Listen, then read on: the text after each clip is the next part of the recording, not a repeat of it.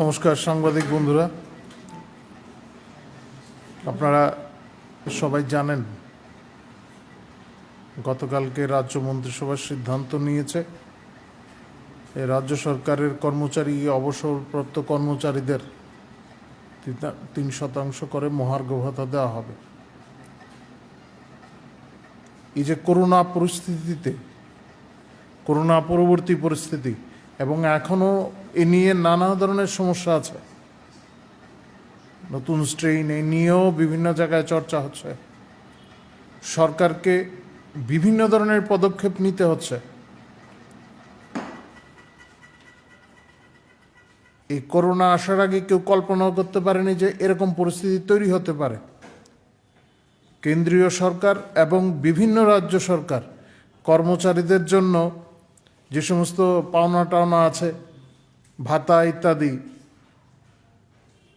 এগুলি দেওয়ার কাজ বন্ধ রেখেছে। এমনকি বিভিন্ন রাজ্য সরকার এমনও ইঙ্গিত দিয়েছে যে প্রয়োজনে অনেক বিষয়ে কাটছাঁট করা হবে। এমন একটি পরিস্থিতিতে দাঁড়িয়ে ত্রিপুরা সরকার আমাদের এই রাজ্যের কর্মচারী, অবসরপ্রাপ্ত কর্মচারী সবার জন্য এই 3% মহার্ঘ ভাতার ঘোষণা করলেন। সারা দেশের মধ্যে এটি একটি নজির বলা যেতে পারে। পশ্চিমবঙ্গ ভিন্ন অন্য কোনো রাজ্য সরকারই এই ধরনের সিদ্ধান্ত নেওয়ার সাহস দেখাতে পারেনি। এই জন্য আমরা রাজ্যের মুখ্যমন্ত্রী বিপ্লব কুমার দেবকে অসংখ্য অসংখ্য ধন্যবাদ জানাই। সেই সঙ্গে আমরা ধন্যবাদ জানাই রাজ্যের অর্থমন্ত্রী তথা উপমুখ্যমন্ত্রী জিষ্ণুদেব বর্মাকে। এটা একটা এত বড় আর্থিক একটা দায়, প্রায় 296 কোটি টাকা একটা অর্থ বছরে, এত মোটা অঙ্কের একটা অর্থ এই খাতে ব্যয় হবে। ইতিপূর্বে আপনারা সবাই জানেন, দেখেছেন আপনারা, ইতিপূর্বে যে সরকার ছিল কর্মচারীদের মহার্ঘ ভাতা দেওয়ার আগে আন্দোলন করতে হতো। তাদের কর্মচারী সংগঠনগুলি আন্দোলনে নামতো, দিতে হবে এই বলে আন্দোলন করত। যদিও এগুলো লোক দেখানোই হতো, কিন্তু এই সমস্ত আন্দোলন করতে হতো। কিন্তু এখন কাউকেই এ নিয়ে দাবিও করতে হয়নি। বিনা আন্দোলনে, বিনা দাবিতে রাজ্য সরকার এই মহার্ঘ ভাতার ঘোষণা করেছে। এটা একটা এই রাজ্যের জন্য একটা গুরুত্বপূর্ণ বিষয়, এটা একটা দৃষ্টান্ত। আপনারা জানেন এই সরকার আসার পরেই পূর্ববর্তী সরকারের ফেলে যাওয়া যে দায় চাপিয়ে যাওয়ার যে চেষ্টা ছিল, বিশাল অঙ্কের এক দায় এই সরকারের উপর চাপিয়ে গেছে। এই চাপ সামলানো সত্ত্বেও বিভিন্ন উন্নয়নমূলক কাজ চলছে, বিভিন্ন ক্ষেত্রে নিয়োগ হচ্ছে। আপনারা এও জানেন শিক্ষাক্ষেত্রে বিভিন্ন বিদ্যালয়গুলিতে শিক্ষকের স্বল্পতা রয়েছে।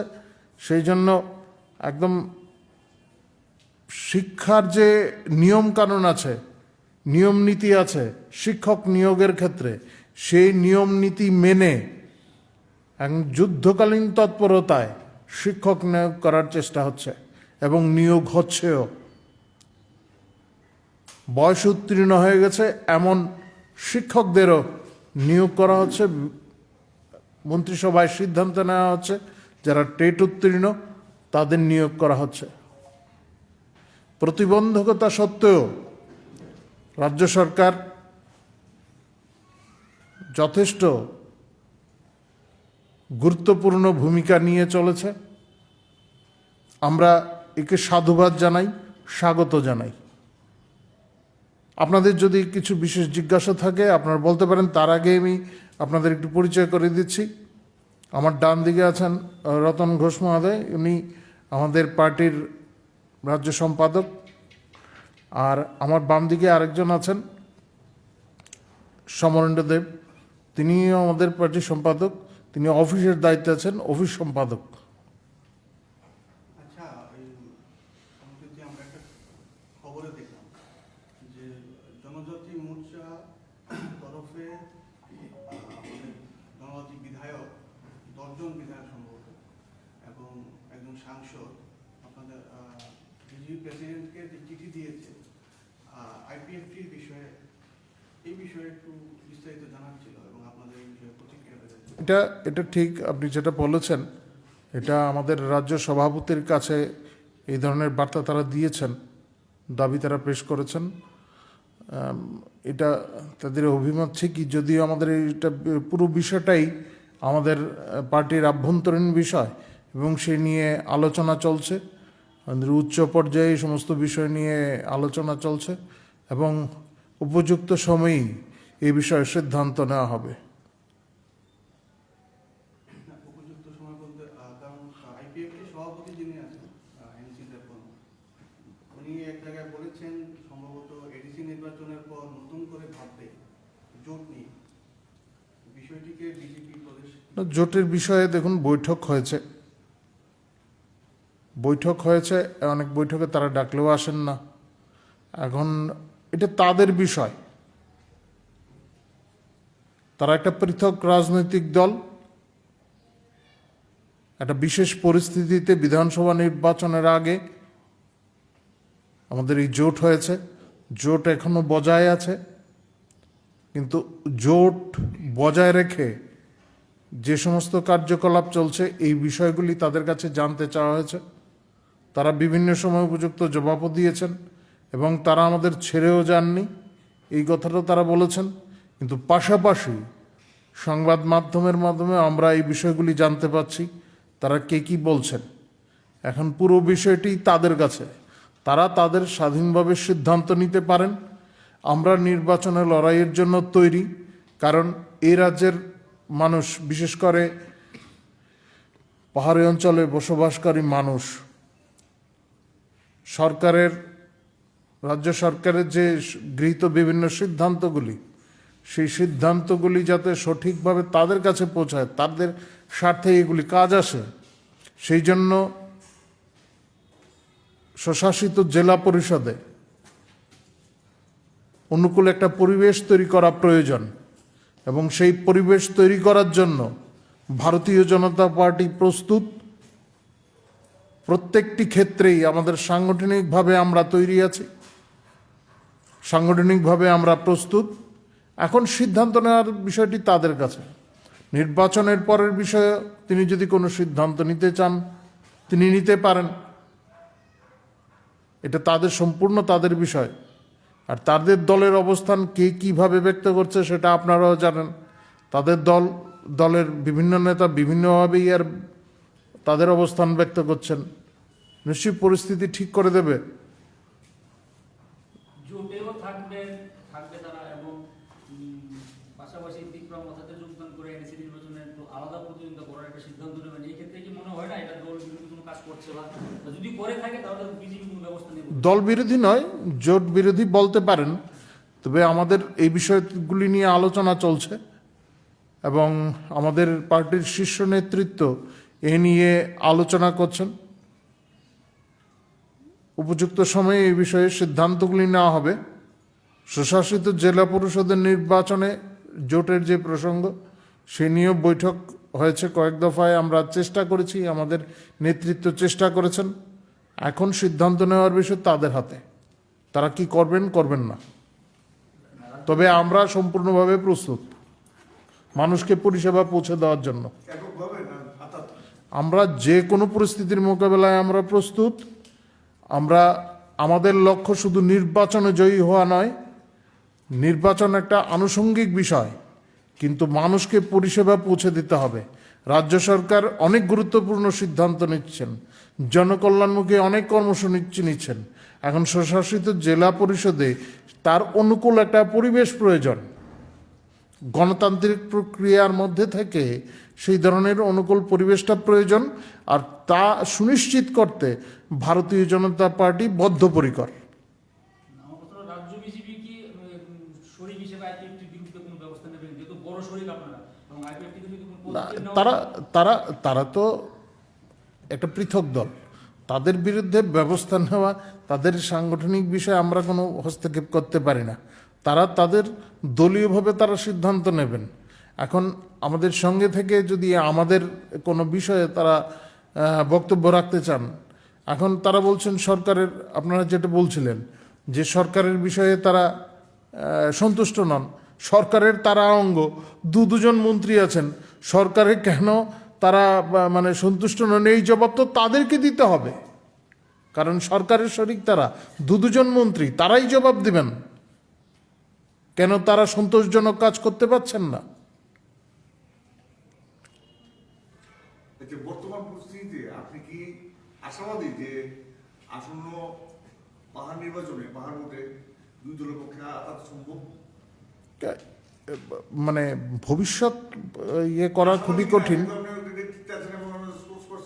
না, আমরা আশা দুরাশা নিয়ে আমরা থাকি না, আমরা নিজেদের সাংগঠনিকভাবে আমরা প্রস্তুত, সাংগঠনিকভাবে আমরা যে কোনো পরিস্থিতির জন্য প্রস্তুত। আমাদের লক্ষ্য একটাই, জোটটা আমাদের লক্ষ্য না, জোট আমাদের লক্ষ্য না। জোট হোক না হোক, আমরা মানুষকে পরিষেবা পৌঁছে দেওয়ার জন্য অনুকূল পরিবেশ তৈরি করতে চাই, এবং সেই জন্য আমরা প্রস্তুত, সেটা আমাদের লক্ষ্য। পুনর্নির্বাচন নিয়ে আপনাদের দলের বার্তা কি এই মুহূর্তে? না, সেটা কাজকর্ম চলছে, যখন নির্বাচন ঘোষণা হবে আমাদের তো কাজ সেইভাবে চলছে, সাংগঠনিক কাজ তো আমাদের চলছে, মানে নির্বাচন ঘোষণার পরেই সবকিছু ঘোষণা হবে, কিন্তু আমাদের কাজ চলছে, সাংগঠনিক কাজ চলছে। আগরতলা শুধু পুরো নিগম নয়, রাজ্যের সবকটি শহরাঞ্চলের যে সমস্ত লোকাল বডিগুলি আছে সবকটাতেই ভারতীয় জনতা পার্টি কর্তৃত্ব কায়েম করবে। সবকটি পুরো নগর সংস্থা নির্বাচনে কি আপনারা এককভাবে লড়াই করবেন? হ্যাঁ, মোটামুটিভাবে তো তাই আছে এখন পর্যন্ত পরিস্থিতি তাই। যখন ঘোষণা হবে তখন নতুন পরিস্থিতিতে নতুন কিছু হয়, তখন সেটা দেখা যাবে। বিজেপির শরিক দল 2018 ইলেকশনের আগে ত্রিপুরাল্যান্ডের স্লোগান দিয়ে ইলেকশনে জয় হয়ে সরকার গঠন করে। এখন দেখা যাচ্ছে ত্রিপুরার সাথে যৌথ হয়ে ওনারা গ্রেটার ত্রিপুরাল্যান্ড বলে স্লোগান দিচ্ছে। কিভাবে দেখছেন? গ্রেটার ত্রিপুরাল্যান্ডের ব্যাখ্যাটা কি সেটাই তো বুঝালেন না। এটা কোন সময়কার রাজমালায় যেই ত্রিপুরার ব্যাখ্যা পাওয়া যায় সেই ত্রিপুরায়, তাহলে তো বাংলাদেশের অংশকে তারা ধরছেন। কি বলবেন, ব্যাখ্যাটা তো দিতে হবে। কিসের ব্যাখ্যা, কি কার কথা কি বলছেন, সব কিছুই তো মানে একদম ঘোলাটে, শুধু মানে জিগির দেওয়ার জন্য। এখন তো যে জিনিসটা লক্ষ্য করা যাচ্ছে সেটা হচ্ছে জাতিগত একটা বিদ্বেষ তৈরি করার চেষ্টা, যেটা কোনোভাবেই কাম্য হতে পারে না। শুধুমাত্র ক্ষমতা দখলের লড়াইয়ে নামার জন্য, নিজেদের অস্তিত্ব প্রমাণ দেওয়ার জন্য এই ধরনের কাজকে তো কখনোই শুভবুদ্ধি সম্পন্ন মানুষ সমর্থন করতে পারে না। প্রদ্যোৎ কিশোর স্পেসিফিক বলেছেন প্রয়োজনে এই নিগম ভোটও তারা স্পেসিফিক কৃষ্ণনগর, বনন্দননগর, বনগর স্পেসিফিক কিছু জায়গার নাম বলেছে, নিগম ভোটেও প্রয়োজনে তারা এই জায়গায় প্রার্থী দিতে পারে। এই ব্যাপারে আপনাদের না, গণতান্ত্রিক প্রক্রিয়ায় যে কেউ নির্বাচনে অংশগ্রহণ করতে পারেন, তবে নির্বাচনে অংশগ্রহণ করতে গেলে কিছু তো যোগ্যতা থাকতে হয়। নির্বাচন কমিশন সেগুলি ঘোষণা করে দিয়েছে। যাদের বিরুদ্ধে সেই ধরনের অভিযোগগুলি আছে তারা তো কোনোভাবেই পারবেন না। জাতিগত বিদ্বেষের বিষয়টা যেহেতু আপনি বললেন, সম্প্রতি আমরা কিছু কিছু খবরে আমরা জানতে পারছি যে উগ্রপন্থীদের একটা গতিবিধি রাজ্যে লক্ষ্য করা যাচ্ছে, এবং খুবই রিসেন্টলি আমাদের রাজ্য পুলিশের মহানির্দেশক এই বিষয়ে বললেন। তাছাড়া এর সাথে পরোক্ষভাবে হয়তো আইপিএফটির একটা যোগ সাজসের একটা কথাবার্তা আকাশে বাতাসে উঠছে। তো এই এডিসি নির্বাচন নিয়েই কি এই উগ্রপন্থীদের এই মানে গতিবিধিগুলো বেড়েছে, নাকি এর পেছনে কোনো অন্য ষড়যন্ত্র রয়েছে? আমি কোনো রাজনৈতিক দলের নাম উল্লেখ করতে পারি না। গোয়েন্দা দপ্তরে এই সমস্ত বিষয়ে খোঁজ খবর নেবেন, রাজ্য পুলিশ এই সমস্ত বিষয়ে নিশ্চয়ই ব্যবস্থা নেবেন, এবং আমাদের রাজ্যের পুলিশ মহানির্দেশক তিনি স্পষ্টভাবে জানিয়ে দিয়েছেন জঙ্গি তৎপরতার সঙ্গে যদি কোনো ধরনের কোনো রাজনৈতিক যে কোনো রাজনৈতিক দলের যে কেউ যে কোনো ব্যক্তি যে কোনো স্তরের নেতাই হোক না কেন যদি যুক্ত থাকেন তাহলে উপযুক্ত ব্যবস্থা নেওয়া হবে, এবং আমরাও তাই চাই। এ ধরনের নাশকতার কাজে যদি যারা যুক্ত থাকেন তাদের বিরুদ্ধে নিশ্চয়ই ব্যবস্থা নিতে হবে। এবং আমি এই ক্ষেত্রে একটা বিষয় বলবো যে বর্তমান সরকার যে ধরনের ব্যবস্থা দিয়ে নিয়েছেন, এবং এখানে বসে আমি আরেকটা বিষয়ে ধন্যবাদ জানাতে চাই যে বাংলাদেশ সরকারও যেভাবে যে সমস্ত ব্যবস্থা দিয়ে নিয়েছেন তার তো সুফল আসতে শুরু করেছে, এবং এই রাজ্যে নতুন করে এই ধরনের অপচেষ্টা জাগিয়ে তোলা কোনোভাবেই সম্ভব হবে না। আরেকটা বিষয় হচ্ছে কয়েকটি জায়গা থেকে খবর এসেছে বা ছবিতে দেখা গেছে চিফ মিনিস্টারের কিছু পোস্টার ছিল যেগুলো আপনাদের দলগত অবস্থান থেকে সেগুলো বিভিন্ন জায়গায় লাগানো হয়েছিল। রাজ্য সরকারের কতগুলো প্রকল্পের নিরিখেও লাগানো হয়েছিল, সিমনা সহ অন্যান্য জায়গাগুলো পোস্টারগুলো নষ্ট করে দেওয়া হয়। মানে কে বা কারা করেছে আপনাদের কি দল বিষয়টি জানে, বা এর সংক্রান্ত বিষয়ে পুলিশে মামলা করা হয়েছে? আমাদের জনজাতি মোর্চার কার্যকর্তারা বিষয়বস্তুগুলি দেখছেন, এই ধরনের অভিযোগ যেখান যেখান থেকে আসছে প্রয়োজনীয় ব্যবস্থা দিয়ে নেওয়া হবে। এবং আপনি যেগুলি বলছেন আমরা এগুলি দলগতভাবে লাগানো পোস্টার না, রাজ্য সরকারের সচেতনতামূলক কিছু পোস্টারও রয়েছে, নিশ্চয়ই সংশ্লিষ্ট দপ্তরগুলিও ব্যবস্থা নেবে। সেগুলি তো মানুষের সজাগ করার জন্য লাগানো হয়েছিল। এখন কেউ যদি এগুলি করে থাকেন তো বুঝতে হবে তাদের মানসিকতাটা কি। তারা চান না রাজ্যের মানুষ সচেতন হোক, রাজ্যের মানুষ রাজ্য সরকারের পরিকল্পনাগুলি সম্পর্কে সজাগ হন, এর সহায়তা তারা নেন, এগুলি তারা চায় না। ওনার নেতিবাচক দৃষ্টিভঙ্গি নিয়ে তারা কাজ করেন যারা এই কাজগুলি করছেন। আমি নির্দিষ্টভাবে কার বিরুদ্ধেই অভিযোগ করছি না, যারা এই সমস্ত কাজ করেন তাদের উদ্দেশ্য স্পষ্ট, এবং তাদের বিরুদ্ধে নিশ্চয়ই ব্যবস্থা নেওয়া হবে। জনগণও তাদের বিরুদ্ধে সচেতন হবেন নিশ্চয়ই। আরেকটা বিষয় হচ্ছে কিছুদিন আগে এমন একটা খবর ছড়িয়ে পড়েছিল যে অডিও একটা পাহাড়ের বিভিন্ন জায়গাতে অডিও ছাড়া হয়েছে, যেটা মোবাইলে দেওয়া হচ্ছে। কিছুদিন আগেও একটা দেওয়া হয়েছিল, এবং গত 24 তারিখের পর সেটা বিভিন্ন জায়গার মধ্যে আরো বেশি করে ছড়িয়ে দেওয়া হয়েছে। এই সম্পর্কে কোনো তথ্য কি দলের কাছে রয়েছে কিনা, বা দল বিষয়টি কিভাবে দেখছে? অডিওটা কি আছে তাতে? তাতে একটা বিশেষ ব্যক্তির নাম বলে দাবি করা হচ্ছে, তিনি রাজ্যের ক্ষমতায় আসছেন, তিনি রাজ্যের ক্ষমতা শেষ কথা বলবেন, তাকে সামনে রেখে চলতে হবে, এরকম কিছু আপত্তিকর শব্দ রয়েছে সেই উদ্দেশ্যে। তো গণতান্ত্রিক দেশ, গণতান্ত্রিক দেশে গণতান্ত্রিকভাবে যদি কেউ যদি কেউ ভাবেন যে একনায়কতন্ত্র কায়েম করবেন, এই স্বপ্ন যদি কেউ দেখাতে চান স্বপ্ন দেখাতে পারেন, কিন্তু স্বপ্নভঙ্গে কি হয় তা তো সবাই জানেন। স্বপ্নভঙ্গে বাস্তবটা দেখা যায়। আর রাজ্যের মানুষকে বোকা ভাবা ভুল হবে।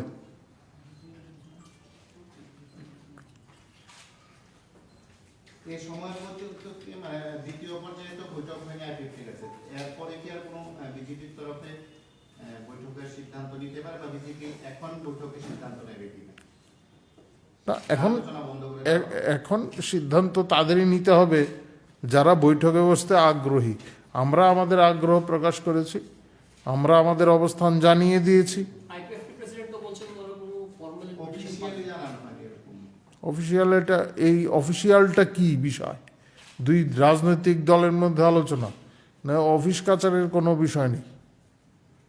লেখাপড়া করে সবাইকে জানিয়ে এটা বৈঠক করতে হয় নাকি? যখন বৈঠক হবে তখন এজেন্ডা তৈরি হবে, তখন সেই এজেন্ডাগুলি আগেই তৈরি হয়, পরবর্তী সময় এ নিয়ে আলোচনা হয়, স্বাক্ষর গ্রহণ করা হয়।